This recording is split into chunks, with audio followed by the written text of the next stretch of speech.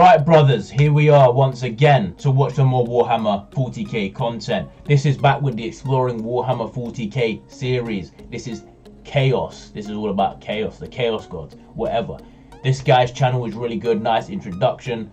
He doesn't always go fully in depth, but it's nice just to get an overview of the topics, man. We're going to get through this guy's series. I'm not going in a specific order he released the videos. I'm just going in the order I want to watch them in, because we've already done videos on Orcs and Tyranids, so we can save those for the future. But I want to learn about Chaos right now, so we're going to learn about Chaos, man. You guys have been suggesting videos, you guys have been subscribing, liking, commenting, all that good stuff. So thank you to all the new subscribers, all that good stuff. But if you are new, you can subscribe to the channel. Daily content, we might be upping the videos to some more videos. I mean, just a quick thing before we get into this video, the longer 40 odd minute lore videos, I don't know if I'm actually going to react to them. I do have trouble just sitting and concentrating, and I know there's a few guys who have said they will be very interested in seeing that, and we'll probably do a few, but it's difficult for me to release multiple videos a day when they're that long, you know what I'm saying? And they're not as entertaining, and they're probably kind of boring, you know what I mean? Because I'm just sitting there staring at the screen, you know what I mean? And you guys probably get bored of that. So yeah, we'll see the lore videos. I might watch them in my free time. We're definitely going to get started on that text-to-speech series soon. Probably when we finish exploring the Warhammer 40k series, we'll get into that. But today we're checking out all about Chaos, bro. So we're going to get into this video without further ado. Like I said, be sure to leave a like, subscribe, you know, all that good stuff. And yeah, you can suggest videos if you want to, man. If you want me to watch anything, I'll try and get to it. But yeah, let's go. Chaos. Order versus chaos is a rather fundamental concept, both in reality and in fiction. But rarely is it so blatantly utilized than in the Warhammer 40k universe, where a significant faction of hostile forces are literally called the forces of chaos. Chaos is sometimes conflated with the word evil, but at least in 40k's case, it is a bit more primordial than that. Chaos in 40k covers both the limitless ocean of energy within the alternate warp dimension, as well as the entities created or corrupted by this energy. This video won't go into too many specifics about the main gods of chaos, but I want to provide a general overview of such an important part of 40k. Chaos, in a nutshell, is change in its most fundamental form. It's inherently unpredictable, and does not obey any of our laws of time, space, or physics. The massive ocean of energy called chaos fills the dimension known as the Immaterium, a turbulent realm that exists parallel to the real dimension. The warp was not always so turbulent and violent, however, and in ancient times it was more peaceful. It was still certainly dangerous, but not nearly as corruptive or violent as it is in the 41st millennium. The ancient race known as the Old Ones managed to build tunnels through the warp, bypassing the inherent dangers of chaos while skipping across the stars. The Old Ones seem to have a far greater understanding of the warp than any modern species. They also made new species with inherent connections to the warp, such as the Krork and the Eldar. Yeah, someone did mention about the Old Ones creating the Eldar and all of that. But yeah, the Old Ones seem to be by far the best race so far, like technologically and all of that. Like they had the elite technology, they had you know, they could navigate the warp with no problems. Although it was, like he said, less chaotic and less dangerous when they were navigating it. They could do it with no issues, right? So yeah, the Old Ones, man, they seem like the strongest race. Although apparently they were wiped out, which is what we were told, or maybe they left the galaxy. No one really knows. We have a video on that coming soon. As time went on, and more sapient creatures came into existence, their emotions, thoughts, and beliefs manifested in the warp. These concepts, many of them dark, such as feelings of anger, fear, despair, pride, and so on, become part of the ever-churning, swirling mass of chaos within the warp. Over time, the warp continued to become a more violent and, well, chaotic dimension. Eventually, certain emotions or thoughts began to coalesce and join together, concentrating into specific entities. These entities gained sentience, becoming the gods of chaos. The emotions of anger, rage, hate, violence, and bloodshed became Khorne, the blood god. Khorne. Physical corruption, fear of mortality, self-delusion, and despair became Nurgle, Lord of Decay. Is it me or is Nurgle just so damn ugly, bro? Why is he sitting in this cauldron? Or is he just behind the cauldron? Because it'd be weird if he was stirring himself. Feelings of ambition, intrigue, pursuit of knowledge, evolution, and change became Tzeentch, changer of ways. Later on, the fall of the Eldar and their plunge into lust, greed, excess, and pleasure gave birth to Slaanesh, Prince of Pleasure. There are other minor gods of chaos that represent other emotions or thoughts, but these four make up the majority of sapient feelings in the 40k universe. The chaos gods have an interest in the material realm, but take far more interest in battling one another for supremacy. This is an eternal conflict, because if any one chaos god won over the others, the warp would return to its original state of calmness, causing chaos to cease to exist. This eternal war is played out through countless plots and schemes, and involves untold amounts of subordinates, born from both chaos and from the material world. The most numerous of these are the demons, entities created by a chaos god using the energy of chaos as an extension of their will. Let me get this right. The warp would cease to exist, or it would cease to be dangerous if they weren't fighting each other. So if one of them wins and wins the war between all of them, then the warp is no longer dangerous. Okay, then that's interesting. I don't know if that's true. You guys let me know, okay? Demons come in an unfathomable variety of forms and sizes, most often correlating to a specific chaos god. I'd rather not look The like lowest that. form of demon is little more than a feral beast, often serving other demons or even certain corrupted mortals. Lesser demons are the foot soldiers of chaos, numerous beyond measure, and make up the bulk of each chaos god's army. Although they possess their own intelligence, they generally exist only to serve their master. The strength of a demon can vary wildly based on many factors, but any given lesser demon is likely stronger, faster, and more durable than any normal human. The lesser demons of Khorne are far more deadly in direct combat, while the demons of Tzeentch are more capable of driving the weak-minded to insanity. Above the lesser demons are the greater demons, far more powerful than their lesser brethren. What the fuck is this pterodactyl slash fucking eagle, bro? What the hell? They often act as leaders of war bands. Greater demons are avatars of horror and destruction, capable of slaughtering hordes of opponents and destroying armored vehicles at will. It's said that a greater demon of Khorne could only be bested one-on-one by a Primarch, and the greater demons of Nurgle are capable of coating entire worlds in unimaginable diseases. Demons are created from chaos, and therefore can only exist where chaos can exist. This means that demons cannot simply invade real space as other sapient creatures might.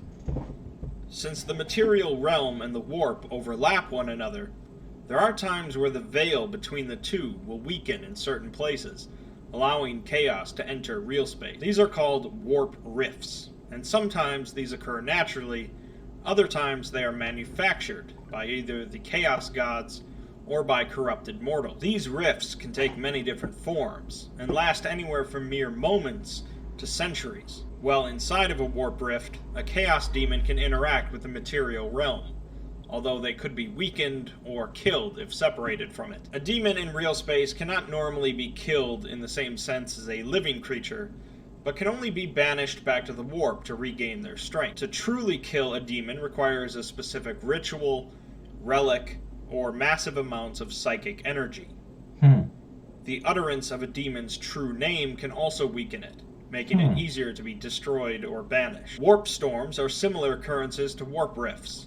You know what that real name thing reminds me of? If any of you have ever read this book called Skullduggery, is it Pleasant or whatever? That skull dude who's like I don't want to say wizard. I don't know exactly what it is. I read a few of those books a really long time ago. But in that universe, if someone knows your real name, they can control you in a way. You know, so if you need to think of a fake name, right? I mean, that's the most likelihood I can think. I haven't read too many of those books. I read like 2 or 3, and that were years ago. So if any of you are fans of that, don't hold me to it. Part of the warp bursts forth into real space. Warp storms are extremely volatile and destructive, lasting for similar periods as warp rifts. Ships caught in a warp storm might end up blown thousands of light years off course, or might emerge finding that centuries of time have passed, or might be trapped in the warp completely. Large warp storms can easily isolate a section of the galaxy from the rest of it. Demons aren't the only forces that make up the armies of chaos, however, as chaos is a corruptive energy,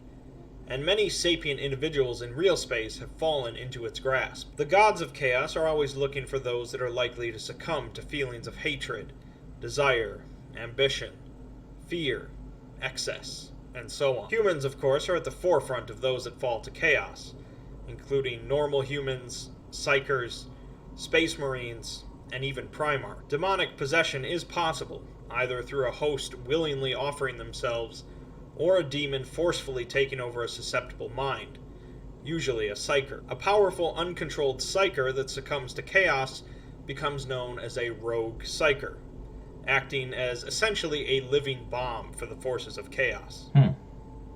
Numerous chaos cults operate across the galaxy, with cultists secretly working to bring down the Imperium from within. These cultists will attempt to convert entire populations to their side, eventually opening warp rifts to allow for full demonic incursions. Many soldiers of the Imperial Guard will succumb to chaos, becoming part of the Traitor Guard and taking their weapons, equipment, and vehicles with them. Traitor Guardsmen will often fight alongside demons and mutants. Members of the Adeptus Mechanicus also turncoat, becoming part of the Dark Mechanicum. Being part of the Dark Mechanicum... Now the Dark Mechanicus. That's crazy, man. Once they corrupt people, and then they fight with them.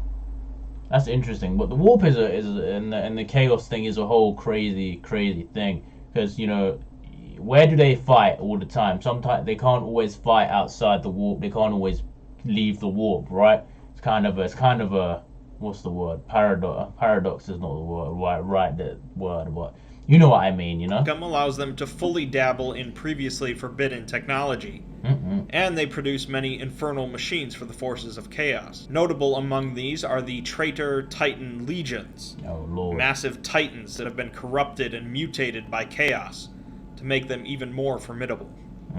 Most notable among the fallen human forces are the Chaos Space Marines. I have a question. Is there actually anyone that could defeat a Titan one-on-one? Except other Titans? Like, could a legion of Space Marines, like a group, potentially defeat a Titan?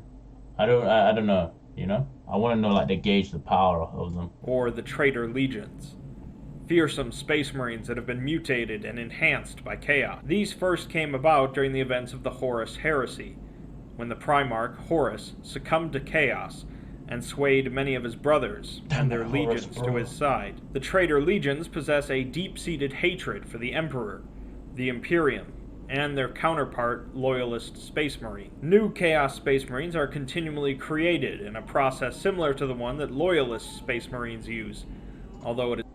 This dude is definitely one of Nurgle's Space Marines, bro. Is far more brutal. Chaos Space Marines' biology and power armor are both mutated and enhanced by chaos, fusing together in a horrific amalgamation.